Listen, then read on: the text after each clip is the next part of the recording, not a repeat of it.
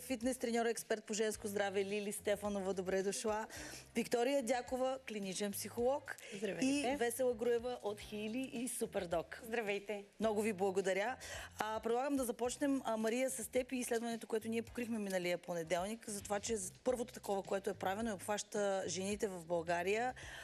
Искам да ми кажеш корена на проблема, липсата на време. Днес ще си говорим за времето, което никоя от нас няма, въпреки че можем да управляваме много задачи и търчим постоянно с 6 деца и 2 турби с пазар. Да. Как изглежда живота на българската жена от гледна точка на времето? Нещо според мен много ключово, с което трябва да започнем, за да дадем така рамка на нашите зрители. Всъщност, представете си, средностатистическият български гражданин е жена на 45 години. Това показва статистиката.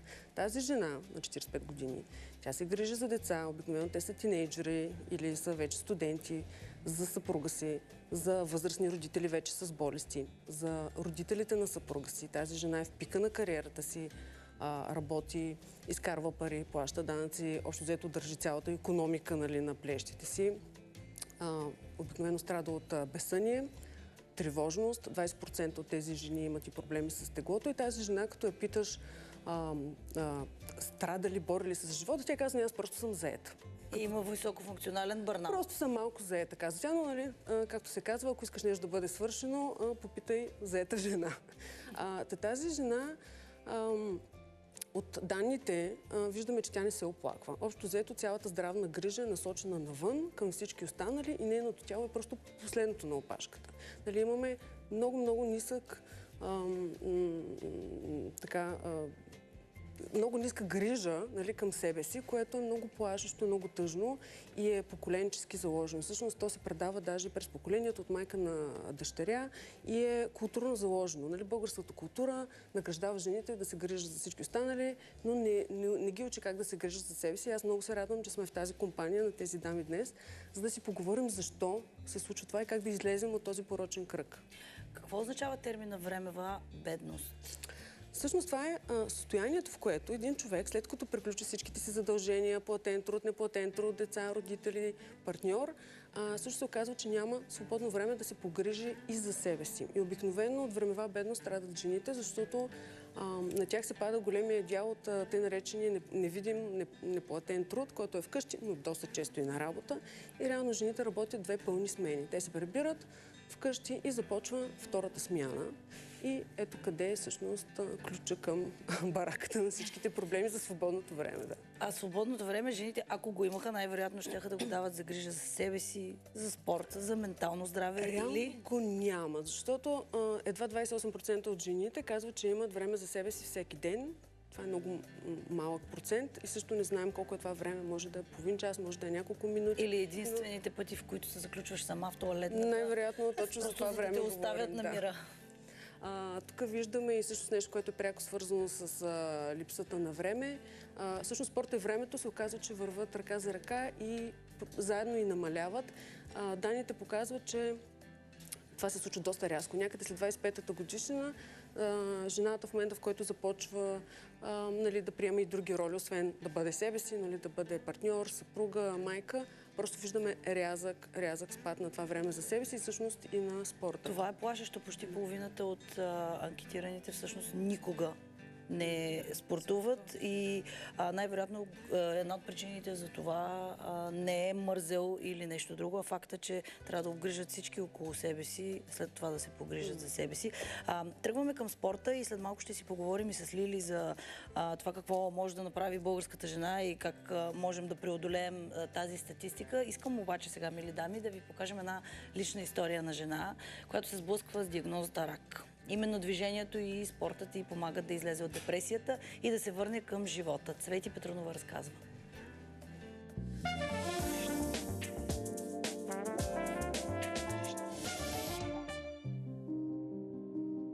Понякога животът се променя за един миг.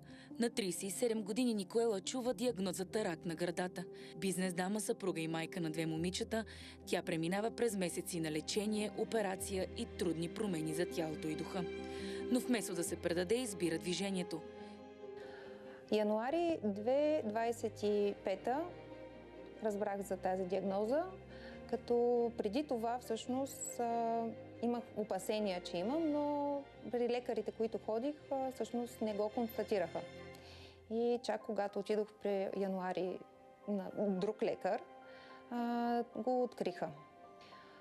Когато чух диагнозата, бях тотално срината, защото не очаквах такова нещо да ми се случи. Мислех, че рак на гърдата е за по-възрастни жени. Изобщо беше като гръм от ясно небе. На кого се обади първа, когато разбра за диагнозата? На мъжа ми. Направо се прибрах и му споделих. Спомняш ли си разговора, който проведохте тогава?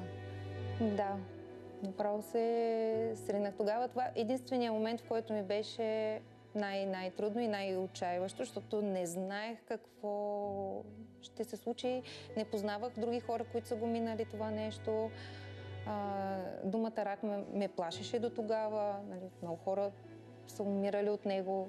Нали, само лоши неща съм чувала. И всъщност тогава единствено се притеснявах, още когато не бях говорила с нито един лекар. Къде намери своето упование? И през какво успя да преминеш за тези почти 13 месеца? Минах през химиотерапия, после операция, после лъчтерапия, после още една операция и в момента вече съм на хормонална терапия, която е поддържаща, но свърши активното лечение. По време на терапиите срещаше ли жени, с които можеше да говориш открито за болестта и помагаше ли това? По време на терапиите се запознах с много жени. С едната от тях станахме много добри приятелки, споделяме един и същи път към лечението. И всъщност аз избрах пътя да го споделям и да не се затварям вътре в себе си и да пазя тази тайна.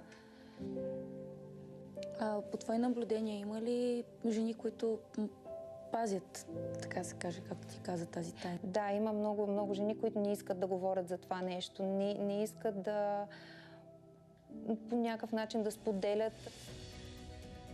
През юни Ники среща и треньора Лили Стефанова. Така започва нова глава. Със спорт, постоянство и малки победи всеки ден. Защото всяка тренировка е още една крачка в най-важната битка. Тази за пълноценния живот. Тялото наистина много ме изненада. Не съм вярвала, че могат да издържат толкова много неща. И абсолютно първо да мина химиотерапията, през която наистина те смазва и психически, и физически. И после лъчтерапия и операция. Толкова бързо се възстанових от всичко и продължавам да се възстановявам. Смятам, че позитивното ми мислене и спорта и храненето много допринасят за това нещо. Силата ти е видима, но как успя да задържиш това позитивно настроение, което излъчваш, тази усмивка? Винаги ли си я носила с теб? Винаги съм си я носила, иначе през това време гледах просто да се забавлявам. Знам, че звучи странно, но примерно когато си губих косата си накупих перуки, тествах различни прически, които никога до сега не съм. И общо взето гледах, нали, да не се изолирам и да живея живота, който искам да живея. Общо взето го хванах за ръце този живот, защото някой искаше да ми го отнеме и взех най-доброто от него. Хванала си за ръце и двете си дъщери. На тях как им обясняваш това, което ти се случва? Още в началото взехме решение с мъжа ми, че ще им разкажем и ще ги подготвим за това, което следва. Не исках по никакъв начин да ги лъжа или да ги заблуждавам. И те бяха подготвени. Те знаеха, че ми падне косата, знаеха после, че не могат да ме прегръщат заради операциите, нали, силно. Общо взето, през цялото време ми казваха, че съм красива, което направо толкова ме пълнише душата, че съм ги възпитала толкова добре, че въпреки, че изглеждам не добре, нали, болна, те се грижаха за мен. Със смелост и усмивка. Да. До безкрай.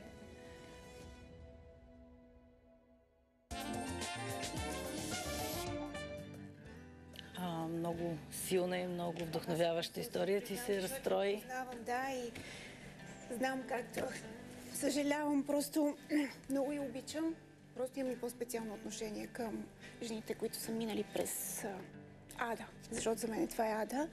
Освен Ники има още две жени, с които работя, които са също след рак на гърдата. Но Ники е най-приясна от всички. С нея всъщност тя ме откри. Ноември месец започнахме да спортуваме. Към днешна дата има невероятен блясък в очите си, сила, енергия. Самата тя ми споделя колко по-силна е станала, как вече тази умора, която имаш от цялата химиотерапия, лъчетерапията, която е преживяла, вече остава на заден план. В началото правеше планк 17 секунди. Това е първия планк. Към днешна дата е минута и 30. Без абсолютно никакъв проблем.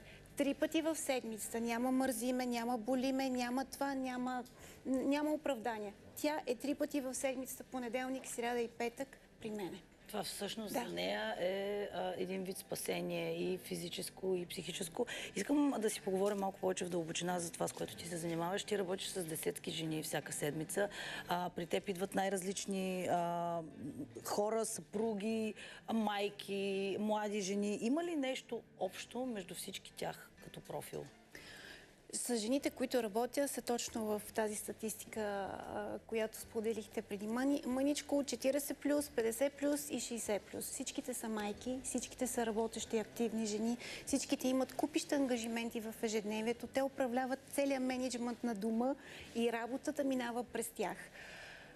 Но всичките в крайна сметка са осъзнали, защото след 40 всички знаем, жени сме, настъпват едни определени промени в нашите тела, които допълнително върху целият този стрес, който имат върху плещите си жените, хормоналният дисбаланс, липсата на сън, тревожност, депресия, паникатаки. Перименопауза, точно така, неща, точно за които така. не се говори достатъчно. Абсолютно, точно така. Това се стоварва допълнително върху техните ramена. Те чувстват ли се гузни, че крадат време за себе си и идват да тренират при теб, вместо да Ако трябва да бъда откровенна, тези момичета, които са при мене, не. Те са осъзнали много добре, вече с на такъв етап от живота си, че са осъзнали, че трябва да направят нещо за себе си, да сложат, т.е. да не са, както се казва, в последната инстанция в списъка, а са по-напред, за да могат да се грижат пълноценно за техните близки. Защото когато жената е здрава, когато е силна, тя може да се грижи за абсолютно всички хора, които обича. Нещо, което чух преди много време, беше всъщност, когато става въпрос за спорта, беше, че дори и главата да иска да се депресира, тялото няма да й даде, ако го поддържаш в кондиция и ако спортуваш с него, защото така работят чисто хормоните на щастие, които се отделят по време и след тренировка. И за някои хора това е спасение за психиката и един от ефективните начини за борба с депресия, с бърнаут, с паникатаки, с тревожни разстройства. И искам, преди да започнем да си говорим с Виктория, всъщност за психологията, Мария, казваш, че най-големия страх е страха за здравето, обаче това не води до грижа за здравето. Какъв е този парадокс? Да, това е много интересен парадокс. Виждаме, че всъщност жените, които имат най-голяма нужда от спорт, всъщност те не спортуват, нали, жените, които са най-тревожни, най-много страдат от